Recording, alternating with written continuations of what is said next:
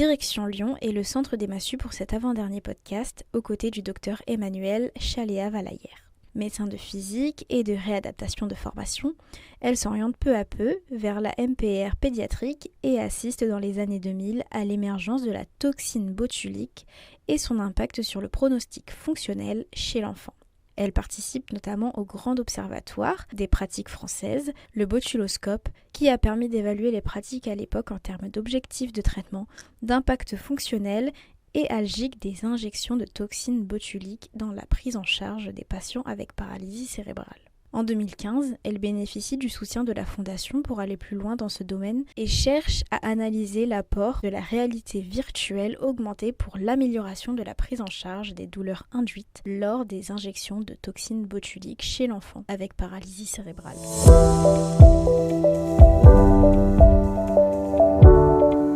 Bonjour, je suis le docteur Chaléa-Valaillère. Je suis médecin physique et réadaptation, j'ai 57 ans. Je travaille au Centre des Massues, qui est un établissement Croix-Rouge française à Lyon. Et je suis chef du service du pôle ambulatoire enfants-adultes et chef du pôle MPR, donc au Centre des Massues. Merci. Alors, j'aimerais savoir, est-ce que vous pouvez nous dire pourquoi vous avez choisi de vous spécialiser en MPR ? Alors la MPR, c'est vrai que c'est une spécialité qui n'est pas très connue par le grand public, car c'est une spécialité qui est pratiquée uniquement pour beaucoup en centre de rééducation.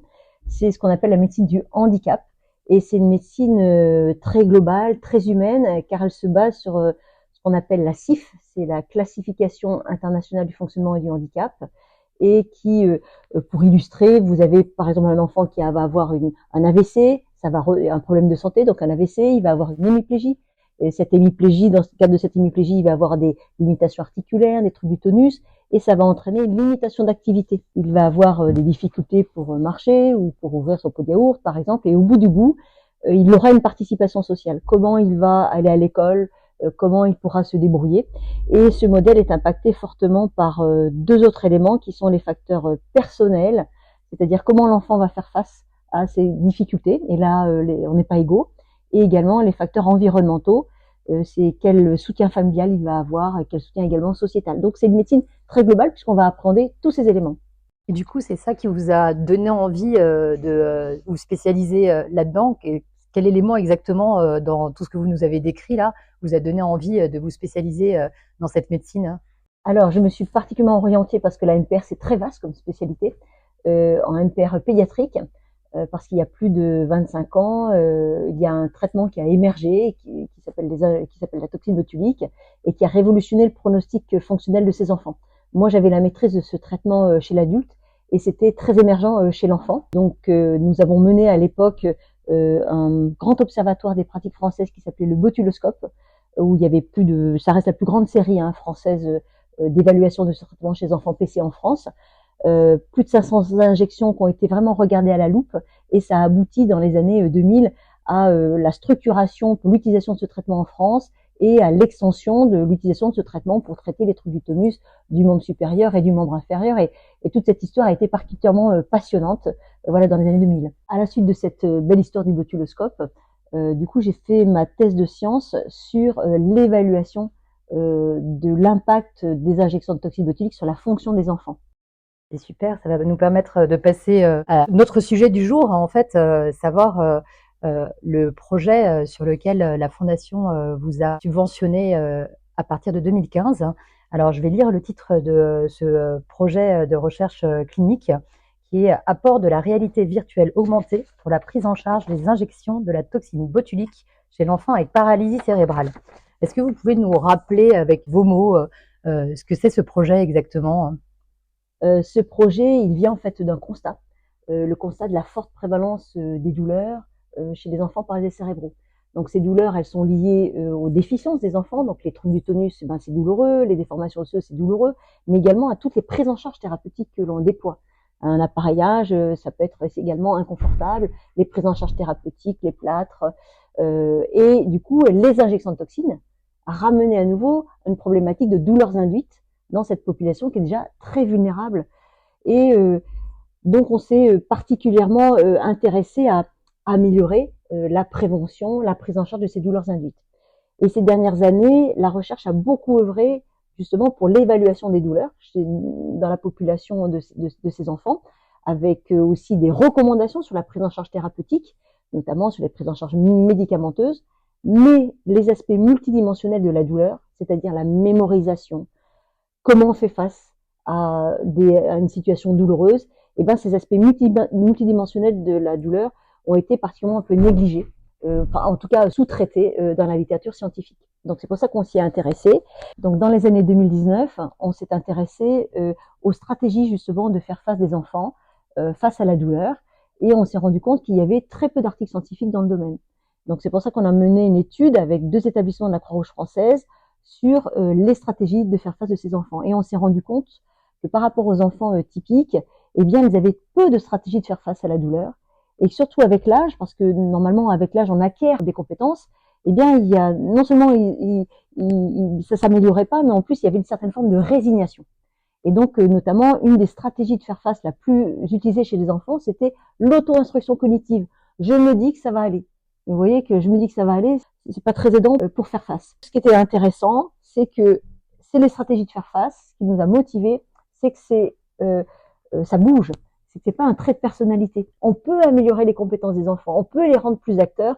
Et donc, c'est de là qu'a émergé un dispositif qui permettrait de renforcer l'empowerment des enfants, de leur faire face. Et c'est comme ça qu'a émergé ce projet Minidoc. Et alors, en fait, ce projet, il s'appelle Minidoc. Là, justement, parce qu'en fait, c'est un nom que j'avais pas entendu jusqu'à présent. Donc, vous l'avez intitulé comme ça. Hein. On l'a intitulé comme ça pour dire un peu mini-docteur de soi-même.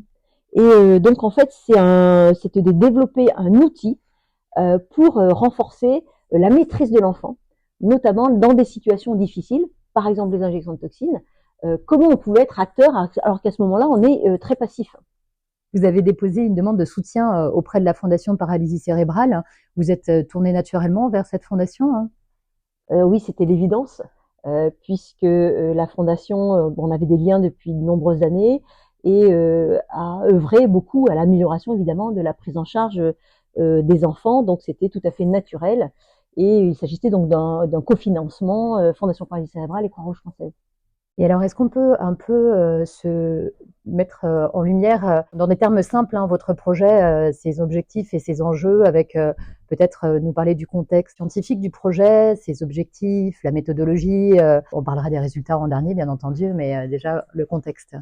Alors, avant de parler un peu du contexte, il faut d'abord décrire un peu le mini-doc pour s'imaginer un peu ce que c'est ce petit outil. Donc, il y a 2 modules. Donc, c'est avec un iPad et il y a un module pour améliorer les connaissances de l'enfant. Sur sa pathologie, sur son traitement et sur son parcours de soins. Donc en gros, quand il arrive, il y a des affiches et les professionnels ont aussi sur leur badge des QR codes et l'enfant va flasher à différentes étapes de son arrivée les QR codes et à chaque QR code, il va avoir des informations sur son parcours de soins. Quand il va croiser un personnel qui aura un QR code, le personnel va se mettre à sa hauteur, descendre et il y aura une information. Tiens, t'as vu, c'est l'infirmière, c'est elle qui sera avec toi. Est-ce que tu connais son prénom? À quoi tu penses qu'elle va servir quand elle sera avec toi, etc., afin qu'il améliore ses connaissances. Et puis le deuxième module, il s'utilise lors des injections de toxines. L'objectif était d'ancrer l'enfant dans la réalité du soin. En effet, on a des enfants qui ont vécu des situations tellement dramatiques et ont été confrontés à la douleur tellement précocement, notamment des enfants qui ont eu des longs séjours en réanimation néonatale. Eh bien, on sait qu'il peut y avoir des stress post-traumatiques liés aux soins très précocement.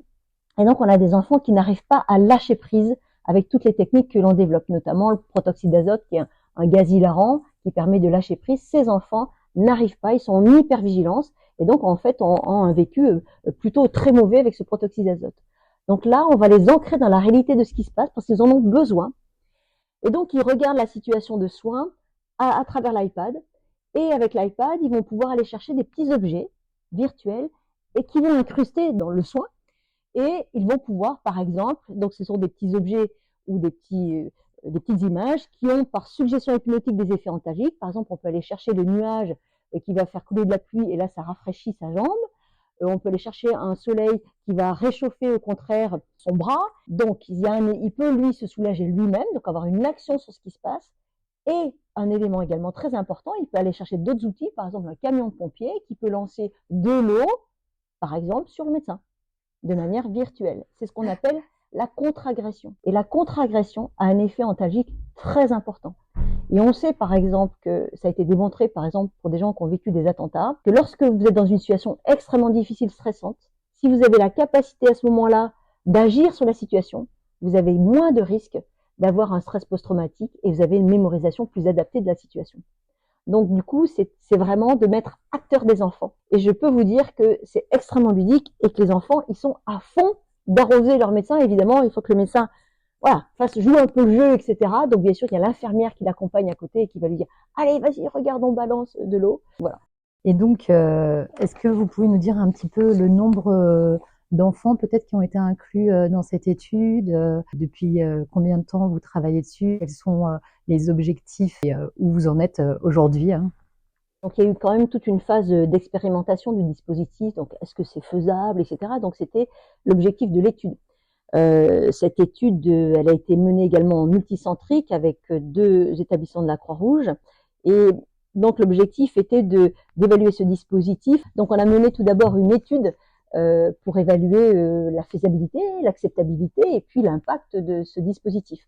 Donc il s'agissait d'une étude randomisée, c'est-à-dire qu'on proposait aux familles, aux enfants, de bénéficier éventuellement de ces dispositifs et donc d'être tirés au sort. Soit ils avaient leur prise en charge habituelle, soit ils avaient la prise en charge médicamenteuse, mais la technique de distractibilité était avec le mini-doc. Parce que les résultats de l'étude, qui est sous presse actuellement, puisque l'article est finalisé et on attend le retour de la publication définitive, a montré une très forte acceptabilité des enfants, donc qui adoraient le dispositif. Ceux qui étaient en groupe dispositif mini-doc, ils nous l'ont demandé après. Les familles ont trouvé aussi ça extrêmement ludique et ils étaient tous mobilisés autour de cette expérience très ludique. Concernant l'impact, eh bien, on a eu 80 enfants qui ont été inclus dans l'étude. Et l'impact, il y avait une tendance significative dans le groupe mini-doc à une amélioration supplémentaire, mais le principal frein qu'on a eu, c'est pas un frein, c'est qu'en fait, dans la prise en charge habituelle, eh ben déjà, on faisait très bien. C'est-à-dire que déjà, les enfants étaient quand même très bien. Donc, pour montrer encore mieux que mieux, c'était difficile. La conclusion un peu de l'étude, c'est de dire, en fait, on a des outils. Ces outils, ils sont à disposition des enfants. Et comme on l'a vu dans la classification internationale du fonctionnement handicap, on n'a pas un enfant les mêmes. Donc l'approche, elle doit être individualisée dans la douleur. Et en fait, le mini-doc amène un nouvel outil pour des enfants particulièrement qui ont besoin de maîtrise. Et là, on n'avait pas ces outils-là. Parce tout le monde ne pourra pas lâcher prise en pensant aux petits oiseaux, etc. Et donc, pour ces profils d'enfants-là, on n'avait pas beaucoup d'outils. Et le mini-doc peut répondre à ce phénotype d'enfants. Ça répond un petit peu à la question que j'allais vous poser, mais peut-être que vous pouvez un peu développer.